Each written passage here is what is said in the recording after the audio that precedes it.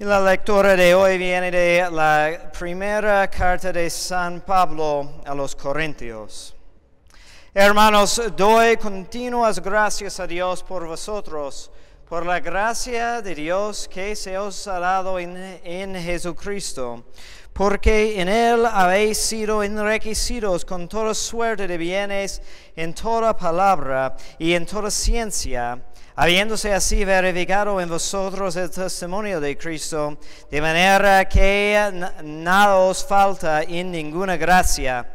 A vosotros que estáis esperando la manifestación de nuestro Señor Jesucristo, el cual os confortará todavía hasta el fin, para que seáis hallados irreprensibles en el día del advenimiento de nuestro Señor Jesucristo. Y nos ponemos de pie para el Evangelio de San Mateo. En aquel tiempo, entrando Jesús en una barca, pasó a la otra ribera y fue a su ciudad. Cuando he aquí que le presentaron un paralítico, postrado en su camilla, y viendo Jesús la fe de ellos, dijo al paralítico: Hijo, ten confianza, que perdonados te son tus pecados. Y luego algunos de los escribas interiormente se dijeron: Este hombre blasfema. Y conociendo Jesús sus pensamientos, les dijo: ¿Por qué pensáis mal en vuestros corazones? Que es más fácil decir: perdonados te son tus pecados, o bien, levántate y anda. Pues, para que sepáis que el Hijo del Hombre tiene poder en la tierra de perdonar los pecados, dijo entonces al paralítico: levántate, toma tu camilla y vete a tu casa.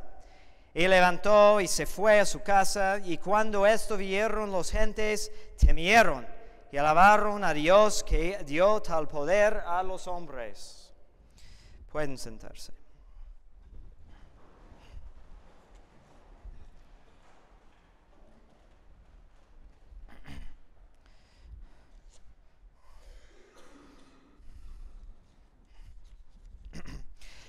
Hijo, ten confianza en el nombre del Padre, del Hijo y del Espíritu Santo. Amén. Ave María Purísima. Un día vino a confesarse una mujer muy temerosa y nerviosa, y en esta ocasión quería hacer una confesión general otra vez. Y entonces pasó unos días preparándose, todo el tiempo muy inquieta. Revisó toda su vida y escrupulosamente escribió todo lo que podía recordar. Durante esos días no podía meditar ni rezar, porque el examen de conciencia la consumaba. Al llegar al confesionario, temblando y con mucho temor, se confesó, pero repitiéndose muchas veces. Y cuando había terminado, de repente el confesor le contestó: has olvidado algo importante. Y ella, muy asustada, empezó a revisar otra vez su lista y casi desmayó por la presión. No lo busques en tu lista, dijo la voz. No lo vas a encontrar allí. El pecado que no me has dicho es lo que me lastima más que todos los demás que confesaste. Acúsate sobre todo de tu falta de confianza. Esa voz la conmovió bastante, y por eso se levantó y dio un vistazo al otro lado del confesionario para poder averiguar quién era el confesor que podía leer su alma. El confesionario era vacío. Hoy la Iglesia quiere enseñarnos de la importancia de la confianza en nuestra vida espiritual. Esta herramienta era la principal de las enseñanzas de la espiritualidad de Santa Teresita del Niño Jesús, quien dijo: mi caminito es el camino de una infancia espiritual, el camino de la confianza y de la entrega absoluta. Quisiera yo también encontrar un ascensor para elevarme hasta Jesús, porque soy demasiado pequeña para subir la dura escalera de la perfección.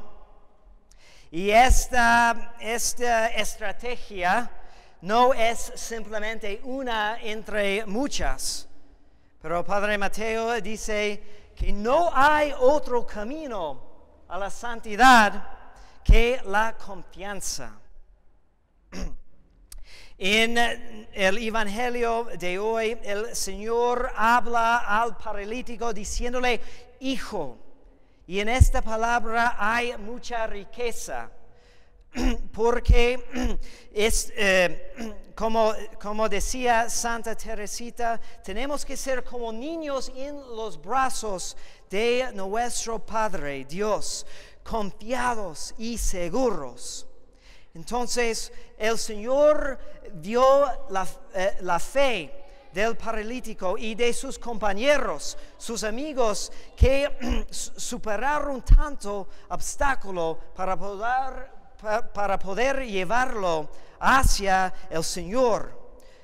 En los otros evangelios que narran esta misma historia, dicen que lo subieron al techo y quitaron las tejas para poder bajarlo delante del Señor.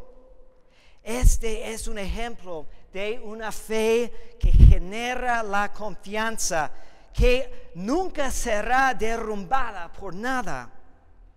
Podemos suponer que estos muchachos y el paralítico vinieron para conseguir una curación física, pero el Señor sanó sus pecados, los cuales son la cosa que en realidad nos paralizan.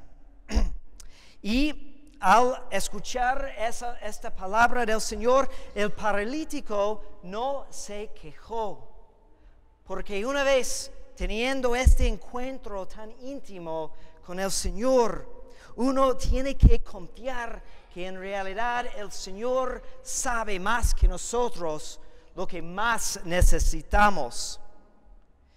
Los que sí se quejaron fueron los que no tenían confianza en el Señor, sino que tenían confianza en sí mismos, los escribas y los fariseos. Entonces, para demostrarles qué tan equivocado era su entendimiento, el Señor hizo un milagro, más bien otro milagro, un milagro más evidente, pero menos poderoso, porque sabemos que la restauración de un alma a la gracia de Dios es muchísimo más poderoso que cualquier sanación corporal. Aún dicen los santos, más poderoso que la creación de todo el universo de la nada. Entonces, después de este milagro, el paralítico se levantó y caminó, y este causó que la gente alabara a Dios, porque es el pecado que nos causa ser encarcelados, y el perdón de Dios que nos libra de esta esclavitud. Lo importante en eso es el contacto con Cristo. Por sus propias fuerzas, el paralítico no podía hacer nada. Necesitaba que sus amigos lo llevaban al Señor. Pero por tener contacto con Él, podía caminar de nuevo, o por la primera vez quizás. Entonces necesitamos tener una confianza doble en el Señor. En el primer lugar, una confianza que sabe que el Señor en verdad nos ha perdonado. Y segundo, que una confianza que sabe con certeza que el Señor nos dará cualquier cosa, todas las cosas que necesitamos para alcanzar los premios que Él nos ha prometido. Pero desafortunadamente muchos somos como la mujer al principio, de quien el padre Mateo dice: si algo lo aleja de vuestro lado es aquel mirar siempre hacia atrás, a vuestra vida pasada, aquel dudar de su corazón, aquel enseñaros en vuestras propias miserias, lo que con frecuencia más que arrepentimiento es amor propio refinado. Entonces a estas personas el Padre Mateo da esta recomendación: si no queréis envenenar vuestras heridas, entonces no las toquéis con exceso. Vuestras manos las enconan, solo las de Jesús las sanan y cicatrizan. Si vemos a Cristo y nos acercamos a Él, entonces tendremos toda la razón para ser completamente confiados, porque Él nos conoce mucho mejor que nosotros nos conocemos. Y como San Pablo dice en la epístola de hoy, que Cristo quiere que nada faltamos en ninguna gracia. Entonces, necesitamos recordar cómo llamó a San Pedro después de su gran pesca, cuando se derribó y protestó su indignidad. El Señor le dijo: no temes. O cuando se atrevió a caminar sobre el mar y le dijo a Jesús: Señor, si tú eres, manda que yo vaya a ti sobre las aguas. Y el Señor le dijo: ven. Tenemos que confiar que una palabra de Cristo es capaz de lograr muchísimo más que nosotros podemos lograr por una vida entera, dependiendo en nuestras fuerzas. Pero si solo nos enfocamos en nuestras fallas y debilidades, nos hundiremos.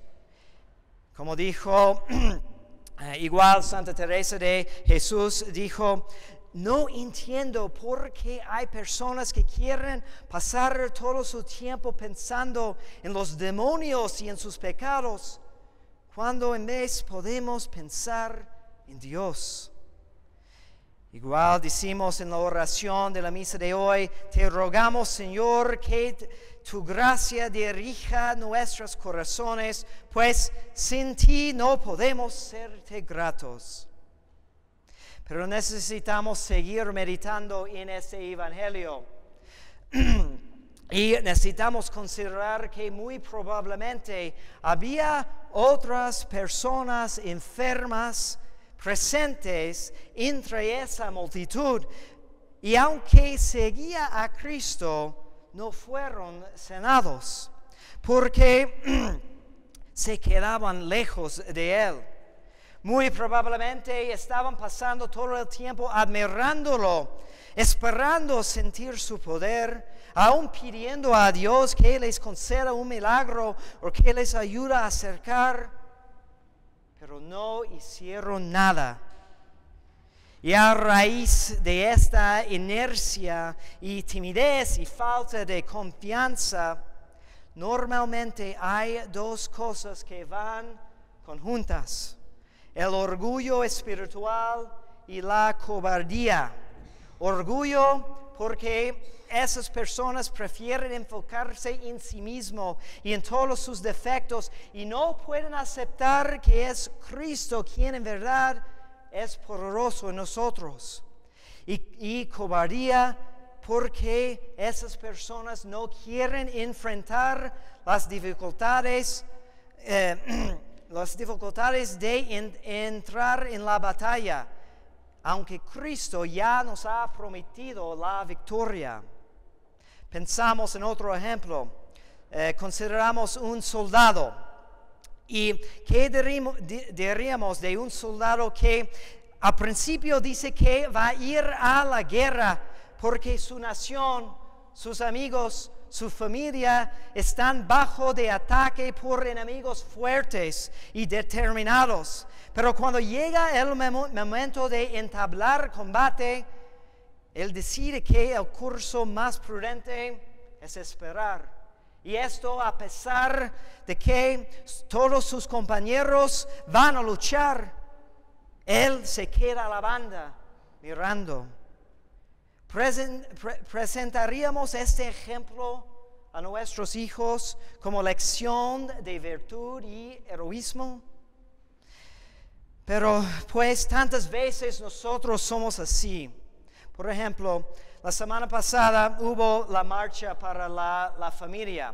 Y qué bueno que llegaron tanta gente, ¿no?, para protestar esas leyes nefarias. Pero qué lástima también que ha llegado al punto de que tenemos que tener marchas de este tipo. ¿Por qué? Porque el mundo se ha convertido en un mundo muy afeminado. Y decir afeminado no quiere decir nada mal contra las mujeres, pero quiere decir que el mundo está lleno de personas que siempre buscan lo más suave, que evitan el conflicto, que están dirigidos por sus pasiones, que dicen entre sí: ser virtuoso es muy difícil, más bien que busque mis propias comodidades. ¿A poco no somos muchas veces casi iguales en los asuntos de la fe, de la práctica de la vida de virtud, en nuestro trato con Dios? ¿No somos muchas veces muy afeminados y cobardes en este sentido, y faltando la confianza que la santidad es posible si solo entremos en la batalla? Pero muchas veces somos como el soldado, quedándonos a la banda, quejándonos de todo lo que vemos mal en el mundo. Pero en realidad, mientras queremos proteger a nuestros niños de tantos malos ejemplos, ¿no es cierto que al mismo tiempo debemos intentar protegerlos de nuestro mal ejemplo? Porque somos cobardes para hacer lo que nos corresponde. ¿Cuántos hay que mantenerse lejos de Cristo, que faltan confianza para luchar? Muchos, por ejemplo, pasan muchísimo tiempo sin confesarse, sin comulgar, sin rezar sinceramente o involucrarse. ¿Con qué pretexto? Porque dicen que es más varonil dejar la batalla a sus mujeres.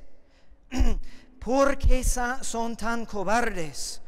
No quieren subir el techo porque les cuesta trabajo. Prefieren quedarse paralizados. Esta falta de confianza en realidad es un gran insulto contra nuestro Señor, porque ya nos ganó la victoria, pero no podemos creerlo en verdad. Santa Teresita dice que la santidad consiste en la disposición de corazón. ¿Qué disposición? Una que produce la confianza. Y la única cosa que puede producir una confianza dispuesta de superar cualquier dificultad, de enfrentar cualquier enemigo, es un amor intenso, heroico y varonil. ¿Y dónde lo conseguimos? Solo por acercarnos a Cristo, la fuente de amor. Si tenemos frío y queremos calentarnos, no lo vamos a lograr nunca si nos mantenemos lejos del fuego. Necesitamos acercarnos. Y todos somos culpables. Todos no luchamos como deberíamos para avanzar. Si tuviéramos la confianza que Cristo quiere que tengamos, el mundo sería muy diferente, porque seríamos santos, seríamos en el camino hacia la santidad. Hay tanto que nos ofrece, pero es muy poco que lo aprovechamos.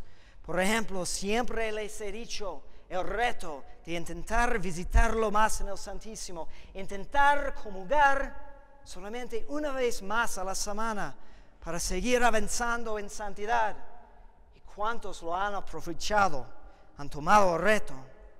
Esta falta de confianza es lo que más impide la santidad, pero al mismo tiempo es el vicio más fácil para superar. Por eso Padre Mateo dice que es la falta de confianza es el pecado más inentendible. Y si protestas y dicen, no puedo, soy demasiado pecador, es muy, muy difícil. Bueno, el Padre Mateo te replica, vuestros pecados, decís, los lavó con su sangre. Vuestra indignidad, Él ya la conoce 1000 veces mejor que vosotros. Y en cuanto a cualidades, no os pide sino una, creer con humildad y la confianza en su amor. Que Dios los bendiga en el nombre del Padre, del Hijo y del Espíritu Santo.